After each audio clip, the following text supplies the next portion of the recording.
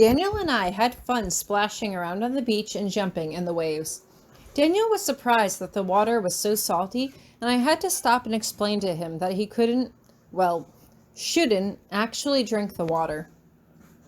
We spent a little bit of time checking out the shops, but the sun was going to set, so Daniel and I went to the local market and got some pre-cooked fish, pre-made sushi, and fruit and vegetables to take back to the room with us. I wanted Daniel to try one of everything, but he seemed reticent to eat pineapple after his first bite. I don't think I like it very much, he says as we were eating that night. It's fruit, I tell him. It's good for you. It's not spicy, but is your mouth supposed to burn when you bite into it? He asks. My mouth really burns, and my tongue feels all prickly, like I tried to eat a cactus or something. Hieronymous sinks his face into his hand, and I can't help but stare at Daniel. Oh wow. You're having an allergic reaction. Daniel's eyes go wide. I'm what? Do I need to go to a hospital? Just drink plenty of water and you'll be fine, Hieronymous says as he rolls his eyes. If your tongue starts swelling and you stop breathing, then I will, of course, intervene. Daniel just gulps and goes back to eating mostly white rice to tide him over. After we're done eating, I sit both Daniel and Hieronymous down in front of the television screen. Daniel just seems confused by the whole concept, but I was a little disappointed by just how uncomfortable Hieronymous seemed sitting down to watch television. Granted, it was a form of low-world culture that most wizards didn't partake in, but there was no real physical danger from using one. It's like a book with pictures, I'm explaining to Daniel as I flip through the commercials.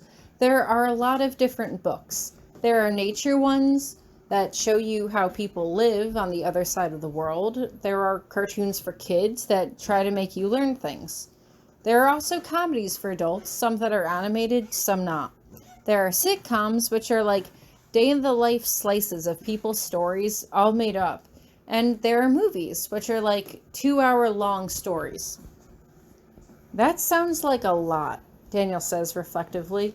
How do people get anything done if they have all of this to keep up with? They have recordings for that now, I tell him.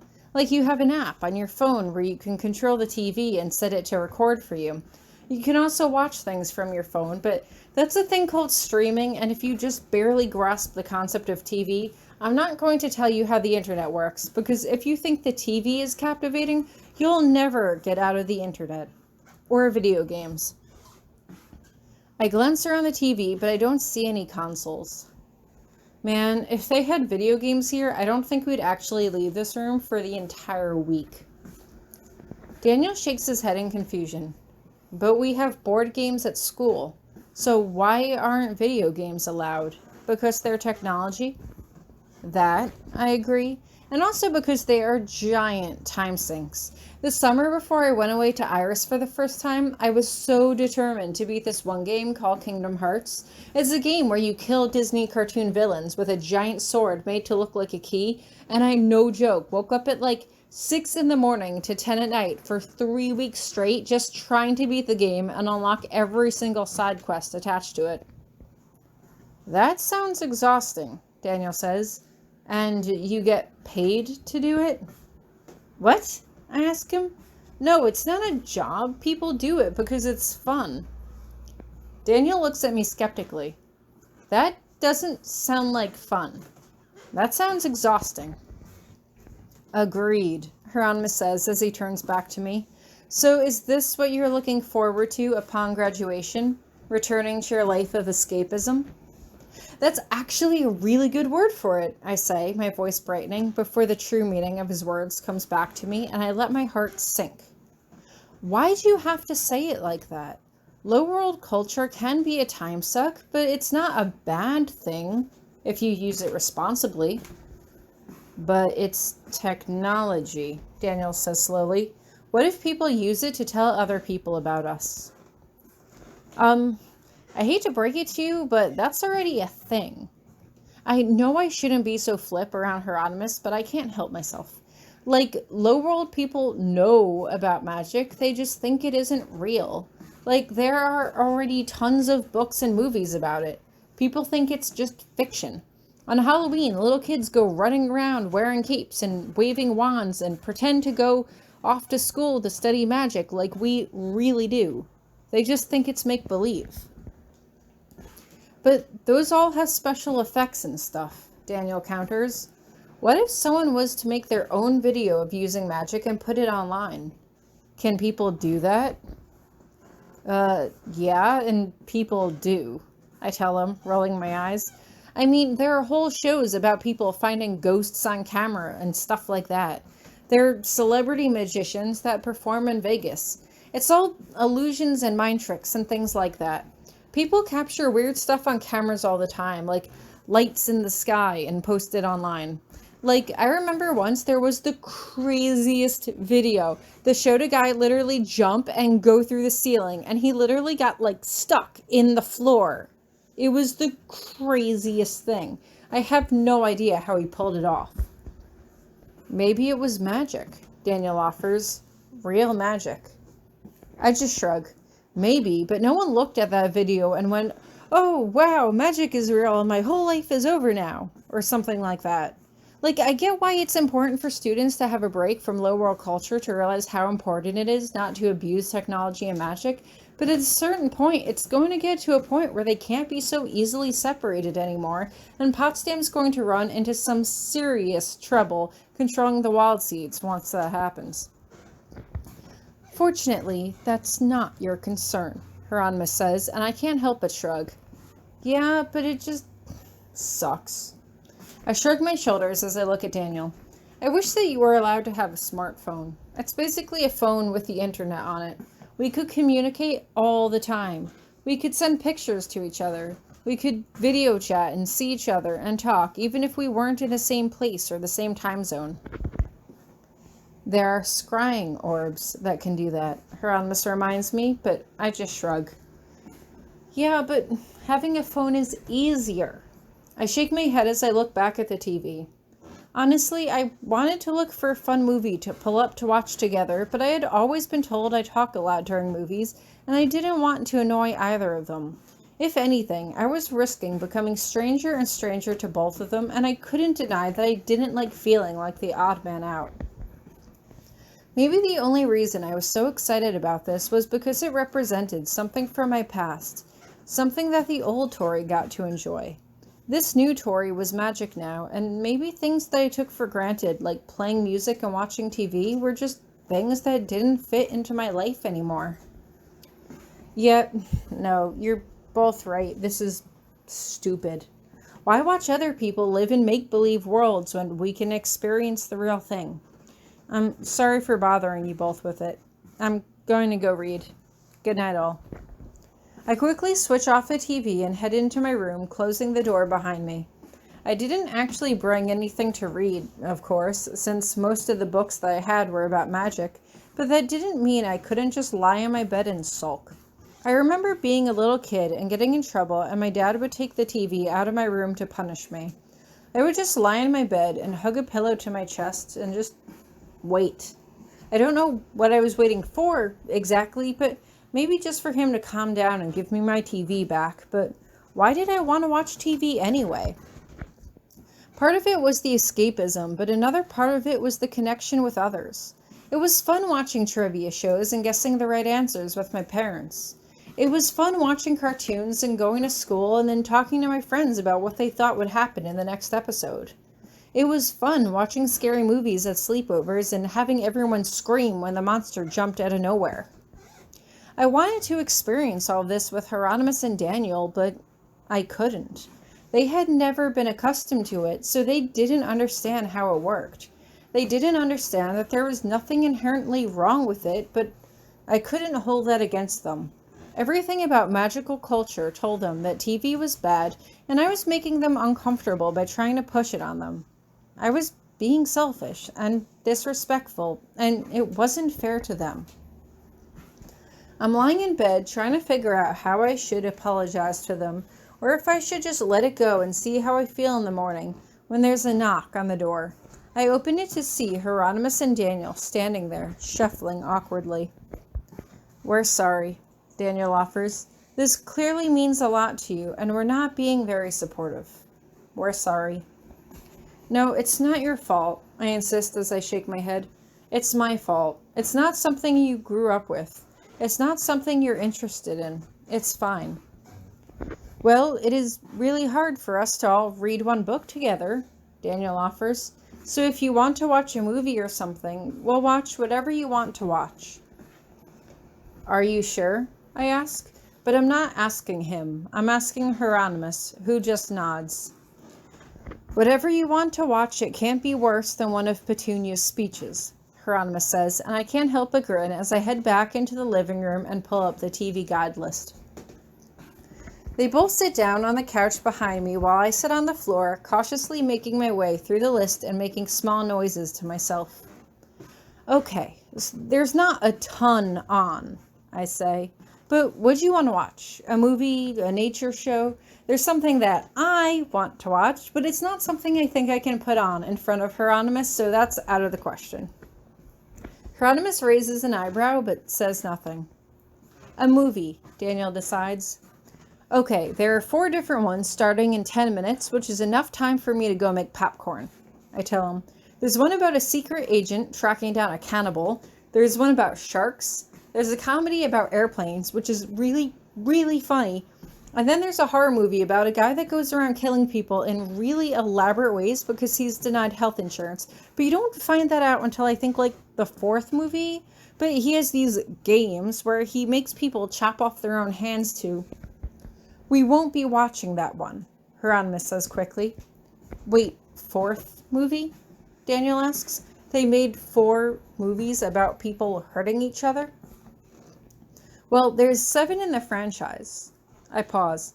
Actually, I think there might be 9 now, and I think there's a prequel in the works. I don't know. There's a ton of gory films out there. Like, there was one I saw as a kid where a family goes road tripping, and then their RV breaks down, and then the men go out to get help, and then the RV is attacked by, I don't remember, like, radioactive cannibal hillbillies who attack the RV and start raping the women, and then it turns out that they completely mutilated the men. How old were you? Hieronymous demands suddenly. I don't know, like 5? I ask. Both of them are quiet as they stare at me. It's actually a really funny story because I watched it at a friend's house and her mom never babysat us. And we were like so scared. We never said anything about it to anyone. And then like a year later, my parents asked me if I wanted to go camping one summer and I just started bawling and they had no idea why. I let my voice trail off as I turn back to the TV. You know what? Let's do the shark movie. It's not Jaws, unfortunately, but it does have Samuel L. Jackson, so that's like half the movie right there. I don't know what that means, Daniel says slowly. He's an actor, I tell him. You know, get these monkey fighting snakes off this Monday to Friday plane. I burst out laughing while both of them just stare at me. Sorry, it's a joke. I'm gonna go make popcorn. Just you sit here and just ignore me. I have a really bad habit of talking during movies, so I'm just gonna try to control myself. I have never felt more like a stranger in this country than I do right now, Daniel says slowly. We're in agreement there, Hieronymous says dryly. I wish we had Ellen here right now, I say from out of nowhere. Or even Virginia. I bet if I told her, 1-2, Freddy's coming for you, even she would know what that means. Daniel pauses. It sounds like a nursery rhyme. I just shake my head. I was about to explain it, but suddenly I don't want to. That's not fair, Daniel argues. You can't tease me about something and then not tell me what it means. It's probably just toilet humor, Hieronymous says dryly as he rolls his eyes. No, toilet humor is what I wanted to watch earlier, but it's very, very funny, I say. And the reason I didn't want to say was, this is because you're just ruining my childhood ignorance, and I'm just starting to realize how messed up the whole thing is. Freddy is a serial killer that goes around with claws killing kids in their dreams because he was a child molester, and the kids told on him, and then the parents took justice into their own hands and set him on fire, so he was determined to get revenge on them after the grave by killing them in their dreams. Is all American television so disturbing and violent? Hieronymous asks as he twists around to look at me. Or are you making this up to scare the boy? 3-4, better lock the door, I quip, and Hieronymous just sighs as he turns back around. Okay, everyone, shut up. It's starting. No talking, except to ask questions, but not too many questions. The movie might explain it anyway. I purposely sit to the side so I can see their reactions. I've seen Deep Blue Sea before, and I couldn't help but admit that the film, warning about the dangers of experimenting with science and technology, was oddly appropriate. I can't help but stare at Hieronymus's face during the scene where Samuel L. Jackson's character gets attacked from out of nowhere, and I can't help but grin as I watch even him jump. So that's it? Daniel asks as the credits start to roll 2 hours later. What about those two people? They just go home and that's it? It's a movie. You're not supposed to care about what happens after, I tease him. Actually, I think there's a sequel, but I think it was one of those straight-to-TV movies that have nothing to do with the actual first movie. You know, like the whole Anaconda franchise. I don't know what that means, Daniel reminds me, but thank you for trying to teach me about TV, Tori. I'll never have one back at home to know what I'm missing, but thanks for showing it to me anyway. Of course, I tell him, and don't forget, we're here for a week. There'll probably be better movies on later. The best movies are the ones on the weekend. Hopefully they'll have one about magic, so you can see how low-world people view magic. I think you'll find it super enlightening. We'll see, Hieronymus says as he stands up, but it's late. Off to bed, both of you. Yes, sir, I say, smirking at him as I disappear inside my room and shut the door. I wash up and brush my teeth, trying to kill at least 10 to 15 minutes before I sneak inside Hieronymus's room. I had no idea if he expected me to or not, but we were on vacation. I couldn't just not sleep beside him just because of Daniel. I tiptoe out into the hallway and carefully twist the doorknob to Hieronymus's room, trying to make as little noise as possible. He's sitting at the side of his bed, sliding off his sandals, and it looks like he was just getting into bed for the night. He's only wearing his pajama pants, but I was surprised he could still manage to wear those, considering how hot it was. Tori, he whispers, go to bed. What does it look like I'm doing? I whisper back as I press the door shut behind me. He just shakes his head as I move to straddle him on the bed, crossing my arms behind his neck. I'm sorry if I made you uncomfortable with all the TV talk today. If anything, I learned that you were proficient in a whole different matter of study that I had no idea existed, he admits, and I can't help but giggle as I rub noses with him. I was worried that he'd be mad or concerned that I would slip back into the throes of low-world culture upon graduation, but things seemed good between us now. I want to talk more, but instead I can't help but lean forward and kiss him. It's so hot out, the ends of his hair are sweaty, but I can't keep my hands off of him anyway. He kisses me back, his hands running against the outside of my tank top, pulling it up slightly so he can run his hands around my bare waist. I know we can't do anything but make out with Daniel in the next room, but as I feel Hieronymus's length against my thigh, I can't help but... We both look up sharply to see Daniel in the doorway. He's blushing like crazy, and he quickly scampers out of the room, slamming the door behind him. Hieronymus curses under his breath, and I give him a minute to collect himself. That was unfortunate timing, he mutters, and I'm shocked that he doesn't seem as angry as I thought he would be. He seems to register my surprise as he continues. Our secret was going to have to come out eventually. You have a point, I agree. Should we go after him? You're his friend, he reminds me. Do you think we should talk to him, or do you think he needs his space? Well, considering he thinks he just witnessed an act of incest, I say we should probably go after him.